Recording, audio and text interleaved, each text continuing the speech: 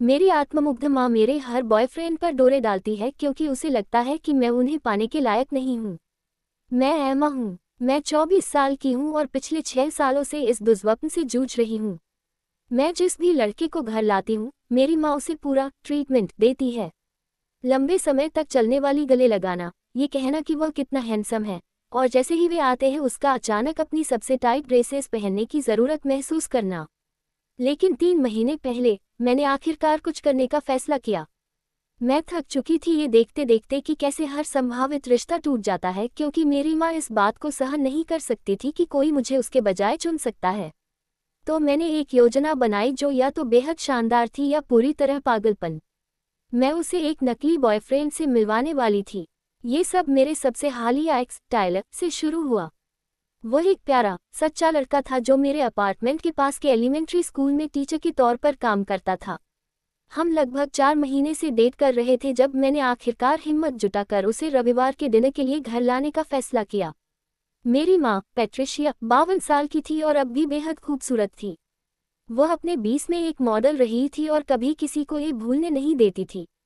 आज भी वह हर सुबह अपने बालों और मेकअप पर 3 घंटे बिताती थी, हफ्ते में 5 दिन पर्सनल ट्रेनर के साथ वर्कआउट करती थी और उसके पास ऐसे कपड़ों की अलमारी थी जिनकी कीमत ज़्यादातर लोगों के किराए से ज़्यादा थी। जिस पल टाइलर दरवाजे से अंदर आया, मैं उसकी आंखों में वह गन्ना देख सकती थी। ओह माय गॉड, एमा, तुमने मुझे नहीं बताया था कि वह इतना हैंडसम है, उसने कहा, टाइलर को एक ऐसे गले में खींचते हुए जो बहुत ज़्यादा देर तक चला। अब समझ में आता है कि तुम उस पर इतनी फिदा क्यों हो। डिनर के दौरान उसने उससे उसके काम, उसके शौक, उसके परिवार के बारे में सवालों की बौछार कर दी। सामान्य जान पहचान वाली बातें, सिवाय इसके कि वह बार बार उसकी बांह को छू रही थी और उसकी हर बात पर ऐसे हंस रही थी जैसे वह दुनिया की सबसे मज़ेदार बात हो। तुम जानते हो, एमा कभी किसी को घर नहीं लाती, उसने उससे कहा जब मैं किचन में डेजर्ट लेने गई हुई थी। मैं चिंता करने लगी थी कि कहीं उसे उसके लायक कोई मिल ही न पाए। जब मैं पाई लेकर लौटी, टाइलर असहज दिख रहा था और मेरी माँ लगभग चमक रही थी। उसके जाने के बाद उसने मुझे हॉलवे में रोक लिया। वह अच्छा लगता है, उसने उस लहजे में कहा जिसका मतलब होता था कि अब वह कुछ चुभने वाली बात कहने वाली है। लेकिन शायद तुम्हारे लिए थोड़ा साधारण है। मेरा मतलब है, एलिमेंट्री स्कूल टीचर, तुम शायद इससे बेहतर कर सकती हो। यही उसका पैटर्न था। पहले वह उनके साथ फ्लर्ट करती ताकि देख सके कि वे उसके ध्यान पर कैसे प्रतिक्रिया देते हैं। फिर वह मेरे दिमाग में ये शक डालती कि वे मेरे लिए पर्याप्त अच्छे नहीं हैं। इस बीच वह उन्हें सीधे मैसेज करने लगती, जब मैं आसपास न होती तब उन्हें बुलाने के बहाने ढूंढती। यह मेरे पिछले 3 बॉयफ्रेंड्स के साथ काम कर चुका था। वे सभी मेरी माँ के साथ इस अजीब डायनेमिक से भ्रमित और अभिभूत हो गए थे और आखिरकार उससे निपटने के बजाय धीरे धीरे गायब हो गए। लेकिन टाइलर अलग था, उसने मुझे सच सच बताया कि क्या हो रहा था। तुम्हारी माँ मुझे मैसेज कर रही है, उसने डिनर के 2 हफ्ते बाद कहा।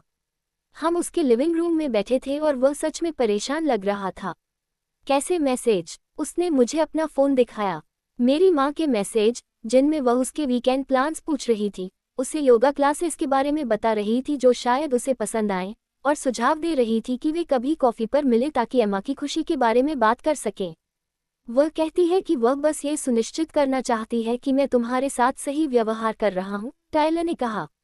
लेकिन इनमें से कुछ मैसेज अजीब लगते हैं। मैंने उन्हें स्क्रॉल किया और मेरा पेट डूब गया। वह सूक्ष्म थी, लेकिन मैं बिल्कुल समझ सकती थी कि वह क्या कर रही थी। एक निजी संवाद चैनल बनाना, खुद को एक चिंतित माँ के रूप में पेश करना जो बस मेरे लिए सबसे अच्छा चाहती है। मैं तुम्हारे और तुम्हारे परिवार के बीच समस्या नहीं पैदा करना चाहता, टाइलर ने कहा। लेकिन यह अनुचित लगता है। यह अनुचित है, मैंने कहा, और मुझे बहुत अफसोस है। यही वजह है कि मैं आमतौर पर लड़कों को उससे नहीं मिलवाती। क्या ये पहले भी हुआ है? हर एक बार। टाइलर कुछ देर तक चुप रहा। एमा, ये सामान्य नहीं है। तुम्हें पता है ना? मुझे पता था, मुझे सालों से पता था। लेकिन ये जानना कि कुछ गलत है और उसे ठीक कर पाना, ये दो बिल्कुल अलग बातें हैं। 3 दिन बाद टाइलर ने मुझसे ब्रेकअप कर लिया। मुझे तुम्हारी बहुत परवाह है, उसने कहा, लेकिन मैं तुम्हारी माँ को संभाल नहीं सकता।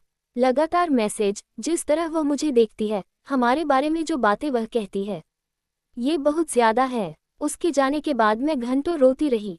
सिर्फ इसलिए नहीं कि मैंने एक और अच्छा लड़का खो दिया था, बल्कि इसलिए क्योंकि मुझे एहसास हुआ कि अगर मैंने अपनी माँ से निपटने का कोई तरीका नहीं निकाला तो मैं पूरी जिंदगी अकेली रहूंगी। तभी मुझे नकली बॉयफ्रेंड की योजना सूझी। मुझे किसी ऐसे इंसान की ज़रूरत थी जो मेरी माँ की चालों को संभाल सके, जो उसके ध्यान से न तो खुश हो और न ही डर जाए, जो भावनात्मक रूप से जुड़े बिना उसे उसी की दवा चखा सके। समस्या ये थी कि मैं किसी ऐसे इंसान को जानती ही नहीं थी। फिर मुझे एलेक्स रूसो याद आया। एलेक्स और मैं कॉलेज में दोस्त थे, फिर ग्रेजुएशन के बाद संपर्क टूट गया। वह थिएटर पढ़ रहा था, अभिनेता बनना चाहता था और वह बेहद खूबसूरत था। लंबा, काले बाल, हरी आंखें और ऐसी मुस्कान की प्रोफेसर उन असाइनमेंट्स पर भी एक्सटेंशन दे देते जो उसने कभी लिखे ही नहीं थे।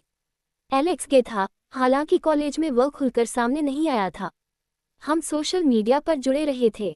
मैंने उसके पोस्ट देखे थे कि कैसे उसने अपने परिवार को बताया और अपने बॉयफ्रेंड मार्कस के साथ रहने लगा। सबसे ज़रूरी बात यह थी कि एलेक्स को ड्रामा पसंद था और उसे चालाक लोगों से बिल्कुल सब्र नहीं था। मैंने उसे मैसेज किया और अपनी पूरी स्थिति समझाई। मेरे आश्चर्य के लिए वह तुरंत तैयार हो गया। ओह हनी, यह महीनों में सबसे मज़ेदार चीज़ लग रही है, उसने लिखा। मार्कस को ये सुनकर बहुत मज़ा आएगा। हम कब शुरू कर रहे हैं? अगले वीकेंड हम कॉफ़ी पर मिले और पूरी योजना बनाई। एलेक्स कॉलेज से भी ज़्यादा आकर्षक लग रहा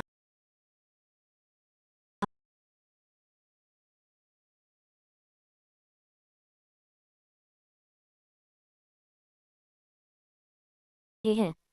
मैं बस चाहती हूँ कि वह मेरे असली रिश्तों से दूर रहे, मैंने कहा। अगर वह तुम पर ध्यान देगी तो शायद मेरी डेटिंग लाइफ खराब करना बंद कर दे। समझ गया, तो मुझे इतना आकर्षक होना है कि उसका ध्यान मिले, लेकिन इतना अनुपलब्ध कि वह चिढ़ जाए। बिल्कुल, हमने हमारी बैक स्टोरी तय की। हम म्यूचुअल फ्रेंड्स के जरिए फिर जुड़े थे, 2 महीने से डेट कर रहे थे और बातें गंभीर हो रही थी। एलेक्स ध्यान देने वाला होगा, लेकिन ज्यादा चिपकू नहीं। सफल, लेकिन दिखावटी नहीं। उसकी राय में रुचि रखने वाला, लेकिन उसकी मंजूरी का भूखा नहीं। मुख्य बात, एलेक्स ने कहा, यह है कि उसे लगे वह तुम्हारे साथ प्रतियोगिता में है। जैसे अगर उसने सही चाल चली तो मैं उसे चुन सकता हूँ। ये भयानक लगता है। ये भयानक है, लेकिन यही उसका दिमाग काम करता है ना? वह ये सहन नहीं कर सकती कि तुम्हारे पास कुछ ऐसा हो जो उसके पास न हो। 2 हफ्ते बाद मैं एलेक्स को डिनर पर घर ले आई। मेरी माँ ने दरवाज़ा एक ऐसी ड्रेस में खोला जो मैंने पहले कभी नहीं देखी थी। बाल और मेकअप बिल्कुल परफेक्ट। उसने एलेक्स को देखा और मैं उसकी आंखों की पुतलियां फैलती देख सकती थी। तुम जरूर एलेक्स हो, उसने कहा, हाथ आगे बढ़ाते हुए जैसे वह उम्मीद कर रही हो कि वह उसे चूमेगा। एमा ने तुम्हारे बारे में बहुत कुछ बताया है। सिर्फ अच्छी बातें, मुझे उम्मीद है, एलेक्स ने कहा, अपनी $1 मिलियन मुस्कान के साथ। और आप पैट्रिशिया होंगी। एमा ने यह जरूर नहीं बताया कि उसकी माँ कितनी खूबसूरत है। मैंने अपनी माँ को लगभग पिघलते देखा। अगले कुछ हफ्तों में एलेक्स की योजना बिल्कुल सही तरह से काम करने लगी। मेरी माँ ने कुछ ही दिनों में उसे मैसेज करना शुरू कर दिया। शुरुआत में मासूम मैसेज थे, काम कैसा चल रहा है पूछना, ऐसे आर्टिकल भेजना जो उसे दिलचस्प लग सकते थे। एलेक्स ने हर मैसेज मुझे दिखाया और अपने जवाब बहुत सोच समझ कर लिखे। वह दोस्ताना था, लेकिन फ्लर्टी नहीं। सराहना करता था, लेकिन पीछा नहीं करता था। इस बीच मेरी माँ मेरे साथ अलग तरह से पेश आने लगी। एलेक्स के सामने वह मेरे साथ ज्यादा अच्छी रहती थी, जैसे वह ये साबित करना चाहती हो कि वह कितनी शानदार माँ है। उसने मेरे लुक्स या नौकरी पर तंज कसना बंद कर दिया और जब मैं बात करती थी तो वह सच में सुनती थी। वह उसके लिए अभिनय कर रही है, एलेक्स ने समझाया। वह चाहती है कि मैं उसे एक सपोर्टिव, परफेक्ट माँ के रूप में देखूं ताकि उसे लगे कि वह रिलेशनशिप मटीरियल है। ये सब इतना अच्छे से चल रहा था कि मैं लगभग भूल ही गई कि यह सब नकली है। फिर मेरी माँ ने स्तर बढ़ा दिया। वह ऐसे बहाने ढूंढने लगी कि जब उसे पता होता कि एलेक्स मेरे अपार्टमेंट पर होगा तो वह अचानक आ जाती। कभी बिना मांगे किराने का सामान ले आती, कभी कहती कि वह पास ही थी और बस हेलो कहना चाहती थी। हमेशा पूरी तरह सजी हुई, हमेशा एलेक्स के लिए कोई छोटा गिफ्ट। तुम्हारी माँ मेरे लिए घर पर बने कुकीज़ लाए, एलेक्स ने एक दिन बताया। 2 घंटे बैठी रही और यह कहती रही कि उसे चिंता है कि तुम ठीक से खा नहीं रही हो। तुमने उसे क्या कहा? मैंने कहा कि मैं ये सुनिश्चित कर रहा हूँ कि तुम्हारा पूरा ख्याल रखा जाए। यह उसे परेशान करता दिखा। 6 हफ्ते बाद सब कुछ टूटने के बिंदु पर पहुंच गया। मेरी माँ ने मंगलवार दोपहर मुझे फ़ोन किया, रोते हुए। एमा, मुझे तुम्हें कुछ बताना है। वह फ़ोन पर सिसकने लगी। मुझे लगता है कि मैं एलेक्स से प्यार करने लगी हूँ। मेरा पेट बैठ गया। माँ, तुम क्या कह रही हो? मुझे पता है ये गलत है। मुझे पता है वह तुम्हारा बॉयफ्रेंड है। लेकिन मैं अपनी भावनाओं को रोक नहीं सकती। वह बहुत शानदार है और मुझे ऐसे समझता है जैसे ज़्यादातर पुरुष नहीं समझते। माँ, तुम उसे सिर्फ 6 हफ्तों से जानती हो। कभी कभी इतना ही काफ़ी होता है। मैं तुम्हें चोट नहीं पहुँचाना चाहती, लेकिन मुझे लगता है कि एलेक्स की भी मेरे लिए भावनाएं हैं। जिस तरह वह मुझे देखता है, जो बातें वह कहता है, मुझे लगता है कि वह बस तुम्हारे साथ इसलिए है ताकि तुम्हारी भावनाएं न आहत हों। मैं इतनी देर तक चुप रही कि उसने पूछा, क्या तुम अभी भी वहाँ हो? मैं यहाँ हूँ, मैंने आखिरकार कहा। शायद हमें सबको बैठकर इस बारे में ईमानदारी से बात करनी चाहिए, उसने कहा। अगर हम अपनी भावनाओं के बारे में खुले रहें, तो हम सबके लिए सबसे अच्छा रास्ता निकाल सकते हैं। रात के समय मैंने एलेक्स को फ़ोन किया और सब कुछ बताया। वो अपने भावनाओं के बारे में बात करना चाहती है, मैंने कहा। ओह, ये तो बेहतरीन है, उसने कहा। बेहतरीन? एलेक्स, ये डरावना है। वह बिल्कुल पागल हो गई है। नहीं, उसने कहा, यही तो हम चाहते थे। वह तुम्हारा बॉयफ्रेंड चुराने के विचार में इतनी फंस गई है कि वह तुम्हारे रिश्ते को तोड़ने के लिए तैयार है। अब हम उसे दिखाएंगे कि यह कैसा लगता है। क्या मतलब है? मुझे विश्वास करो, इस वीकेंड अपने घर पर वह मुलाकात तय करो। कहो कि हम सब ईमानदारी से बात करेंगे। मैंने उसकी आंखों में कुछ ठीक नहीं देखा, लेकिन मैं इस उलझन में बहुत आगे आ चुकी थी। शनिवार की शाम, मेरी माँ मेरे अपार्टमेंट पहुंची जैसे रेड कारपेट पर जा रही हो। टाइट ब्लैक ड्रेस, पूरा मेकअप, बाल बिल्कुल सही। उसने महंगी वाइन की बोतल लाए और पूरे कमरे में बेचैनी पैदा की। एलेक्स 1 घंटा पहले आ चुका था और हमने उसकी योजना दोहराई। पेट्रिशिया, एलेक्स ने कहा, उसे गले लगाते हुए, आप बिल्कुल शानदार लग रही हैं। मेरी माँ लगभग गरज उठी। शुक्रिया, एलेक्स, तुम भी बहुत हैंडसम लग रहे हो। हम तीनों लिविंग रूम में बैठ गए। एक अजीब सा त्रिभुज। तो, मेरी माँ ने कहा, मुझे लगता है हम जानते हैं कि यहाँ क्यों हैं। हाँ, एलेक्स ने कहा, और मैं आपकी ईमानदारी की सराहना करता हूँ। मेरी माँ का चेहरा चमक उठा। पेट्रिशिया, उसने कहा, आप एक शानदार महिला हैं। खूबसूरत, बुद्धिमान, सभ्य। फिर उसने मेरा हाथ पकड़ा। लेकिन मैं एमा से पूरी तरह प्यार करता हूँ। मेरी माँ का चेहरा झुक गया। और, एलेक्स ने कहा, मैं समलैंगिक हूँ। कमरे में चुप्पी छा गई। क्या, मैं समलैंगिक हूँ? मेरे पास एक बॉयफ्रेंड है, मार्कस।